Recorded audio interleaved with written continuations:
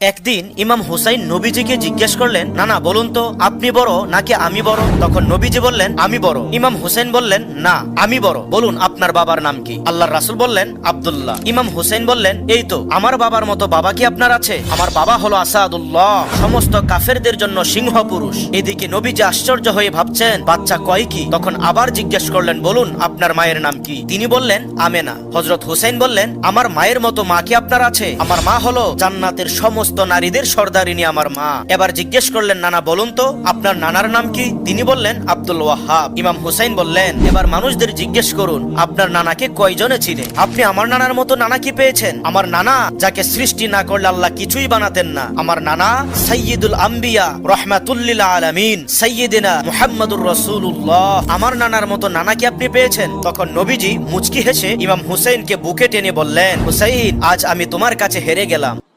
কেউ কারো রিজিকে ভাগ বসায় না, কেউ না। আমরা অনেকে মনে করি যে আমি ওকে দিলাম, ওকে খাওয়াইলাম, আমি বোধহয় খাওয়াইলাম। না, সে আপনারটা খায় নাই, সে তার রিজিকই খেয়েছে। আমাদের ঘরে আমাদের বন্ধু বান্ধব আসে, অনেক সময় আমাদের ঘরে অনেক সময় অতিথি আসে, তাদেরকে আমরা আপ্যায়ন করি, তাদেরকে খাওয়াই। আসলে সে আমারটা খায় না, সে কারটা খায়? তার নিজেরটাই খায়। আমার আল্লাহর দয়া বেশি, অনেক দয়া, এত মায়া। আমি আমারে কত ভালোবাসি, তার চেয়ে আমারে বেশি ভালোবাসে কে? আমার আম্মা আমাকে কত ভালোবাসে, তার চেয়ে আমাদেরকে বেশি ভালোবাসে কে? খেয়াল রাখবেন, আল্লাহর দয়া ছাড়া পৃথিবীতে আমাদের বেঁচে থাকা সম্ভব।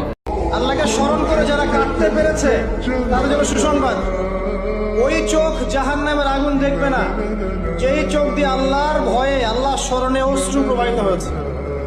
সেই চোখ জাহান্নামের আগুন দেখবে না যেই চোখ আল্লাহর ভয়ে কেঁদেছে। আল্লাহ পাক আমাদেরকে তার ভয়ে কাঁদার তৌফিক দান করুন, আমিন। বৃহস্পতিবার পবিত্র রাতে কেউ যদি এই দোয়াটি 100 বার পরে, কোনো দিন পৃথিবীর কোনো মানুষের কাছে তার হাত পাততে হবে না। পৃথিবীর সবকিছু তার পায়ের নিচে আল্লাহ হাজির করে দিবেন। দারিদ্রতা থেকে মুক্তি দান করবেন, বিপদ আপদ থেকে মুক্তি দান করবেন, তার সম্মানকে সুউচ্চতা দান করবেন, অসুস্থতা থেকে দূরে রাখবেন। আল্লাহর অশেষ দয়া ও রহম তাকে দান করে দিবেন। সুবহানাল্লাহ। বৃহস্পতিবার রাত এটি গুরুত্বপূর্ণ রাত। এই রাত সপ্তাহে একদিন আসে। আরবিতে রাত আগে আসে, দিন পরে আসে। সুতরাং বৃহস্পতিবারের যে দিন গিয়ে রাত, এটি বৃহস্পতিবার রাত নয়, এটি শুক্রবারের রাত, এটি জুমাবারের রাত, এটি দোয়া কবুলের রাত, আল্লাহর কাছাকাছি হওয়ার রাত। সুবহানাল্লাহ। এই বৃহস্পতিবার রাত আল্লাহ তাআলা বান্দার দোয়া কবুল করেন। কেউ যদি বৃহস্পতিবার রাতে ঈশা নামাজের পরে পবিত্র হয়ে ইয়া হাইয়ু ইয়া হাইয়ু ইয়া হাইয়ু ইয়া রফিয়ু ইয়া রফিয়ু ইয়া রফিয়ু এই দোয়াগুলো পড়তে পারে 100